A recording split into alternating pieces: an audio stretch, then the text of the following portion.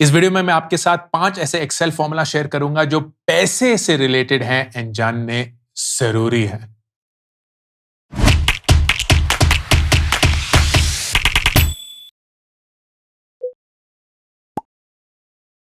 दोस्तों, इस वीडियो में हम बहुत सारा एक्सेल एक्सेल खेलने वाले हैं।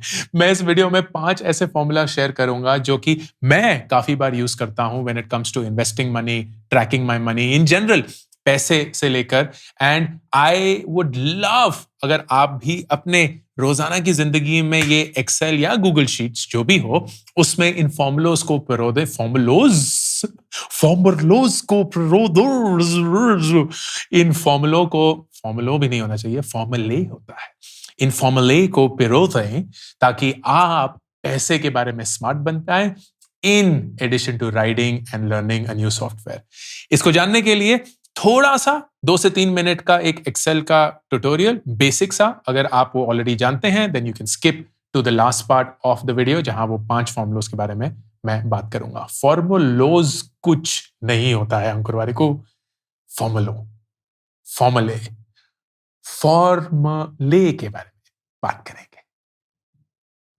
तो जैसे कि मैंने बताया 2 से 3 मिनट का एक basic tutorial on MS Excel शुरू करते हैं। सबसे पहले एमएस एक्सेल को अगर आप देखेंगे, गूगल शीट्स को अगर आप देखेंगे तो उसके अंदर ये सेल्स हैं और उनकी जो सेल की जो आइडेंटिटी होती है वो डिटरमिन होती है इससे, which is like a chess board, कि कॉलम कौन सा है ABCDEFGH करके एंड नंबर कौन सा है 1 2 3 4 all the way to whatever you wanted. तो अगर मैं इस सेल पे क्लिक करता हूं तो इस सेल का जो वजूद है, जो एड्रेस है, वो है G7, जो कि यहां हमेशा आपको लिखा हुआ मिलेगा।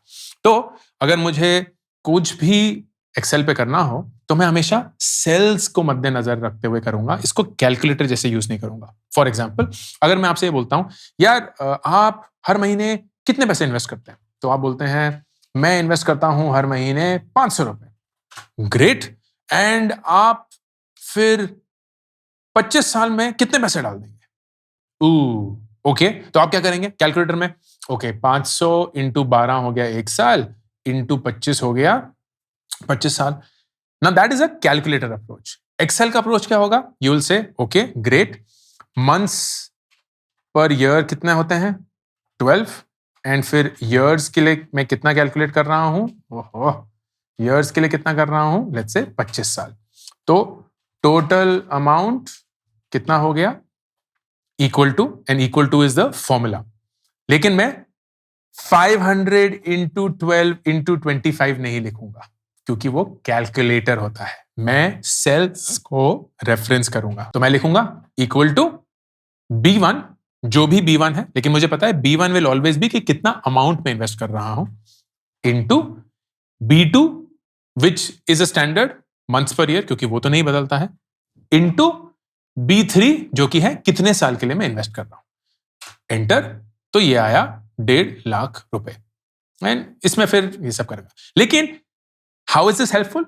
इट्स हेल्पफुल क्योंकि अब मैं कोई भी ये नंबर चेंज कर सकता हूं एंड ऑटोमेटिकली ये पूरा वैल्यू भी चेंज हो जाएगा। तो मैं बोलूंगा यार ओके, अभी आप 500 कर रहे हैं, अगर आप 750 कर रहे होते तो कितना होता? वाह, 2,25,000 होता। ओके, 2,25,000 है, 750 रुपए हर महीने, लेकिन आप 28 साल में कितने करेंगे? 2,52,000। ओह, आप ये 35 साल में कितने करेंगे? 3.25 लाख नहीं, 3.25 लाख नहीं, 3,15,000। So on and so forth, right? So what you've done is you've basically used these as reference cells और उसके ऊपर आपने एक फॉर्मूला डाला है। ठीक है? फॉर्मूले बहुत सारे होते हैं। बेसिक फॉर्मूले बताऊंगा। सबसे पहले सम का मतलब इन नंबर्स को जोड़ो। तो अगर मैं बोलूंगा इन सारे को जोड़ो, इनका कोई मायना नहीं है, पर अगर मैं बोलता हूं इन सबको जोड़ो तो आप ये नहीं करेंगे 750 प्लस 12 प्लस 35, ना। आप इन सबको करेंगे B1 plus B2 plus B3 plus B4। This is how you do it. ठीक है? अगर बहुत लंबा होता है तो आप B1 B2 B3 थोड़ी लिखते रहेंगे, तो आप करेंगे सम, ब्रैकेट खोला, एंड माउस पे ले जाकर पहले सेल को जहां से सम करना है वहां लास्ट तक ड्रैग करिए जहां तक सम करना है। वो ऑटोमेटिकली ऐसा आ जाएगा B1 to B5। Bracket close किया तो सम निकल आया। And that is how you would go about it. तो ये एक बेसिक सा था। अब वो पांच फॉर्मूले जो कि आपको पैसे के हिसाब से जरूरी होंगे टू यूज, उन पे बात करते हैं। सबसे पहला most fundamental thing and that is कि आप किसी भी रिटर्न को कैसे कैलकुलेट करते हैं। बहुत सारे लोग हैं जो ये जानते भी नहीं है कि अगर मैं आपको बोलता हूं आपके 100 रुपए 135 रुपए हो चुके हैं, तो आपको कितना रिटर्न मिला बताइए? 35%। I don't know if you got it, but 35%। लेकिन ये तो आसान है क्योंकि 100 का बेस था। अब मैं बोलूंगा आपने 7,045 रुपए इन्वेस्ट करे और अब वो हो चुके हैं 9,070 रुपए। अब रिटर्न बताइए। That is where we struggle. तो इसका सिंपल एक फॉर्मूला होता है and let's go through this how to do it. फर्ज करिए कि आपने एक साल 100 रुपए डाले एंड उसके बाद हर एक साल उस पैसे की एक कीमत थी। तो दूसरे साल में वो 120 रुपए हो गए, तीसरे साल में वो गिर के 110 हो गए। ये कोई स्टॉक हो सकता है, म्यूचुअल फंड हो सकता है, किसी चीज में भी आपने इन्वेस्ट किया है, वो जरूरी नहीं है। We going through the formula. 140 हो गया, 125 हो गया, ब्ला ब्ला। अब आपको हर साल आपको कितना रिटर्न मिला वो कैलकुलेट करना है। The simple way to do that is the following. आप बोलते हैं इक्वल टू जो करंट वैल्यू है 120 रुपए, वो सेल डिवाइडेड बाय जो उससे पिछली वैल्यू थी विच इज 100 रुपए -1। ठीक है, दिस इज द फॉर्मूला। अभी की वैल्यू डिवाइडेड बाय पिछली value -1। When you enter that you get the return which is 20%। तो आपके 100 रुपए अगले साल अगर 120 रुपए हो गए तो आपको 20% का रिटर्न मिला है। वही 120 रुपए अगर 110 रुपए हो गए तो आपको -8% का रिटर्न मिला है। वही 110 140 हो गए तो आपको 27% का रिटर्न मिला है, so on and so fourth. Formula हमेशा सेम है। तो फॉर्मूला क्या है इसमें? अभी की वैल्यू 140 डिवाइडेड बाय पिछली वैल्यू 110 -1। सिंपल, फॉर्मूला नहीं बदलेगा। This is the percentage formula. This is the foundation of every money conversation. तो आप बोलते हैं यार मेरी अभी सैलरी है 5 लाख रुपए, मुझे चाहिए इंक्रीमेंट 20% की, तो क्या होगा? And you be like 5 lakh रुपए है, उसमें अगर 20% का इंक्रीमेंट है तो इंटू 1 + 20% 6 लाख रुपए। This is how you will get it. लेकिन कभी कभी क्या होता है, आपकी सैलरी होती है 5 और आपकी कंपनी आपको बोलती है आपकी अब नई सैलरी है 5.67। अब आपको पता ही नहीं आपको इंक्रीमेंट कितना मिला है क्योंकि फॉर्मूला ही नहीं पता है। क्या है फॉर्मूला? मेरे साथ दोहराएंगे दिमाग में। अभी की वैल्यू 5.67 डिवाइडेड बाय पिछली वैल्यू 5 - 1। एंटर, एक नंबर आएगा, उसको आप परसेंटेज में बनाएंगे एंड यू विल गेट 13%। मतलब आपकी 13% की इंक्रीमेंट हुई है या आपको रिटर्न मिला है। This is how you calculate absolute returns with a current number and any previous number. फिर आते हैं कि यही रिटर्न अगर आपको हर साल मिलता रहेगा, तो कभी 15% मिल गया, उसके अगले साल 8% मिला, उसके अगले साल -5% हो गया, उसके अगले साल 20% हो गया, so on and so fourth. तो आपका CAGR या कंपाउंडेड एनुअल ग्रोथ रेट कितना है? इन अदर वर्ड्स कि ये तो उतार चढ़ाव था, लेकिन अगर आपको एक स्ट्रेट लाइन बनानी हो कि यार कितने से आप करीबन करीबन ग्रो करे हैं हर साल, व्हाट इज दैट नंबर? वो नंबर कैलकुलेट करने के लिए वापस इसी शीट पे आते हैं। So let's make this happen. तो सेम टेबल, साल 1 100 रुपए, साल 2 120 रुपए, हमने एब्सोल्यूट रिटर्न्स कैलकुलेट कर लिए क्योंकि अब हमने सीख लिया है। अब आपको एक्चुअल CAGR निकालना है। मतलब ये जो सारी आपने साल दर साल ग्रोथ रेट्स एंजॉय करी, कभी कभी तो नेगेटिव भी हो गया, इसका एनुअल ग्रोथ रेट क्या होगा? मतलब अगर आपको एक स्ट्रेट लाइन बनानी हो कि करीब हर साल कितने प्रतिशत मेरा पैसा बढ़ा है, तो उसका जवाब क्या है? And the way to do that is the following. You will say अभी की वैल्यू डिवाइडेड बाय पिछली वैल्यू नहीं, स्टार्टिंग वैल्यू जो कि थी 100 रुपए। तो एब्सोल्यूट रिटर्न निकालने के लिए आप 131 से डिवाइड करेंगे पिछली वैल्यू, लेकिन CAGR निकालने के लिए आप जिस पीरियड से ग्रोथ रेट निकालना चाहते हैं आप उस पे जाएंगे, which is the starting value. To the power, ये टू द पावर का साइन होता है, फिर से ब्रैकेट 1 बाय, फिर से ब्रैकेट अभी का साल माइनस स्टार्टिंग साल, ब्रैकेट क्लोज, एक और ब्रैकेट क्लोज, -1। मैं फिर से दोहराता हूं, अभी की value divided by starting value to the power 1 divided by अभी का साल 12 माइनस स्टार्टिंग साल 1। क्योंकि अगर आप 12th ईयर पे मेजर कर रहे हैं तो आपकी ग्रोथ जो है वो सिर्फ 11 साल ही हुई है। 1 से 2, 2 से 3, 3 से 4, 4 से 5, 5 से 6, 6 से 7, 7 से 8, 8 से 9, 9 से 10, 10 से 11, 11 से 12, 11 इंटरवल्स थे, 12 नहीं थे।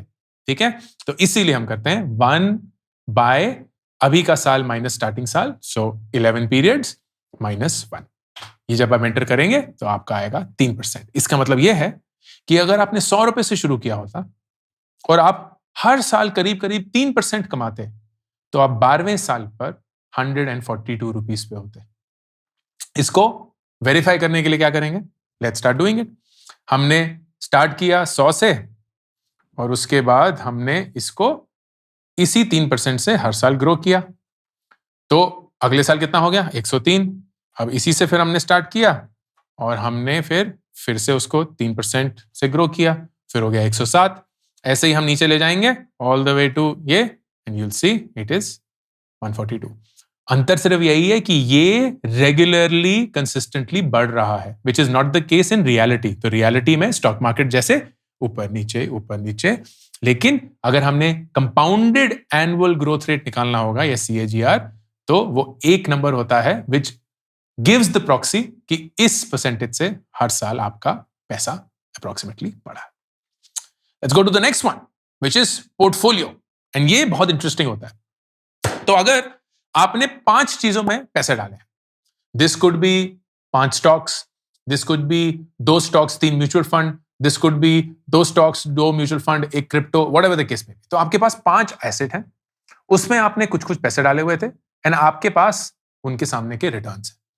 अब आपको पता करना है कि आपका एक्चुअल ब्लेंडेड या एवरेज रिटर्न कितना है। जब आप ऐसे करते हैं, बहुत लोग इसमें ये गलती करते हैं, वो इस रिटर्न का एवरेज निकाल लेते हैं। तो इस रिटर्न को अगर मैंने हाईलाइट किया है तो यहां मेरे को आ रहा है एवरेज 8%, जो कि मैं यहां भी लिख सकता हूं अगर मुझे फॉर्मूला लगाना था, एवरेज 8%। पर ये गलत है। ये गलत क्यों है? क्योंकि जो अमाउंट्स हैं वो डिफरेंट है। तो जब डिफरेंट अमाउंट होते हैं तो आप सिंपली उनके रिटर्न का एवरेज नहीं ले सकते। You have to calculate something called the weighted average. इसका मतलब अमाउंट के चलते कितना average return. What do I mean by this? Let's first calculate absolute return. अगर मेरा 2000 रुपए का इन्वेस्टमेंट 10% से बढ़ चुका है तो मेरा वो कितना बढ़ा है, 2000 इंटू 10 मतलब 200 रुपए से बढ़ चुका है। एंड ऐसे करके हम सबका वो निकालते हैं। तो 1800 रुपए का मेरा इन्वेस्टमेंट पे -5% का रिटर्न है, तो मेरा वो 90 रुपए से घट चुका है, so on and so fourth. और हम इसको सम करते हैं। तो पहले पूरे अमाउंट को सम करेंगे एंड फिर कितना एक्चुअली उसका रिटर्न आया है वो सम करेंगे। When you then calculate this divided by this, that is when you get your weighted average, जो कि है 9% as against जो आपने गलती करी थी, which was averaging this entire thing and making it 8%. अब जैसे जैसे ये नंबर बढ़ेगा, फर्ज करिए आपने इसमें 5000 डाल दिए, तो you will see ये 8% तो 8% ही रहेगा, क्योंकि एब्सोल्यूट रिटर्न्स तो नहीं बदले हैं। लेकिन आपका ये जो है, and let me just show you from 7.6% था, ये 9.4। अगर मैं इसको 2000 पे ले जाता हूं वापस, तो ये 9.2 था, वो अब 9.4 हो चुका है। तो ये 2000 जो है वो बढ़ चुका है। अगर मैं इस 3000 को, क्योंकि इसमें मैंने 20% रिटर्न कमाया, राइट, तो इस 30,000 को अगर 3000 को 5000 कर दूंगा तो सडनली 9.4% जो है वो 11.3 हो जाएगा और बढ़ जाएगा, but this remains the same which is 7.6। This is the number that you have to worry about. ये वो नंबर है जो आपको एक्चुअली आपके सारे इन्वेस्टमेंट्स का रिटर्न देगा। तो कभी भी अगर आप IND मनी यूज कर रहे हैं जिसमें एक ब्लेंडेड रिटर्न आ रहा है, Zerodha यूज कर रहे हैं उसमें एक ब्लेंडेड रिटर्न आ रहा है, स्मॉल केस यूज कर रहे हैं उसमें एक ब्लेंडेड रिटर्न आ रहा है, you should always be very कि ये जो ब्लेंडेड रिटर्न है ये मेरे पूरे पोर्टफोलियो का रिटर्न है। दैट डजंट मीन कि हर एक पोर्टफोलियो में यही रिटर्न आया है या हर एक एसेट में यही रिटर्न आया है या हर एक स्टॉक में यही रिटर्न आया है। Let's go next and the formula is PMT। PMT एक बहुत ही यूजफुल फॉर्मूला है। वो ये बताता है कि अगर आप एक लोन लेते हैं तो उसकी EMI कितनी होगी। सिंपल, ये आप कहीं भी गूगल भी कर सकते हैं, लेकिन अगर खुद पता हो तो एक्सेल शीट पे एक अलग ही मजा आता है। सिंपल सा है, लोन अगर आपने लिया है 1 लाख रुपए का, 10% पे लिया है, 10% आपका रेट ऑफ इंटरेस्ट है और आपने 120 महीने मतलब 10 साल के लिए ये लोन लिया है, तो आपका जो EMI बनता है वो बनता है इक्वल टू PMT।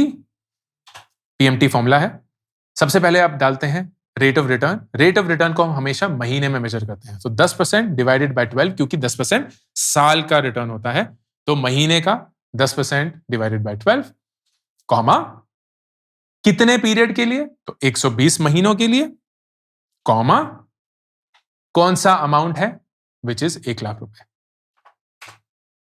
1322 रुपए EMI होगी फॉर दिस लोन। अब आप कहीं भी कुछ भी नंबर चेंज कर सकते हैं।